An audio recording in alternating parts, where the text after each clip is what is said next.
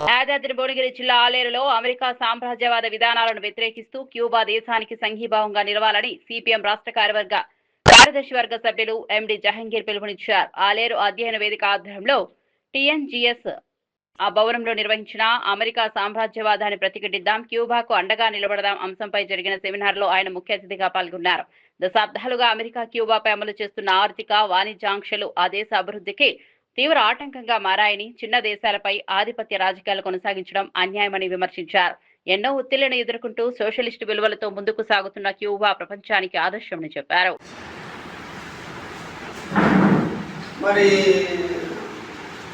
చిన్న జనాభా ఉన్నటువంటి విస్తారమైనటువంటి భూభాగం ఉందన్న, ఎందుకు మొత్తం ప్రపంచాన్ని శాసిస్తున్నది? ప్రపంచాన్ని, అన్ని దేశాలను తన కంట్రోల్లో పెట్టుకోవాలని చెప్పి చూస్తున్నది ఏంటి? దాని దగ్గర ఉన్నటువంటి శక్తి ఏమిటి? అన్ని దేశాలు అమెరికాకి ఎందుకు భయపడుతున్నాయి? అన్ని దేశాలు భయపడుతుంది మామూలు కాదు. తన మిత్ర దేశాలు కూడా 70 దేశాలను భయపెట్టించింది ఈ మధ్యకాలంలో. తన ఫ్రెండ్స్ని కూడా భయపెట్టించింది. తన ఫ్రెండ్స్ ఉన్నటువంటి కెనడాను, ఇటలీని, జర్మనీని, ఫ్రాన్స్ని, బ్రిటన్, అన్ని దేశాలను కూడా భయపెట్టిస్తున్నది. ఇప్పుడు డెవలప్ అవుతున్నటువంటి చిన్న చిన్న దేశాలను భయపెట్టిస్తున్నది. మనలాంటి డెవలప్ అవుతున్నటువంటి దేశాన్ని కూడా భయపెట్టిస్తున్నది. ఏంటి అమెరికా దగ్గర అగ్రశక్తి?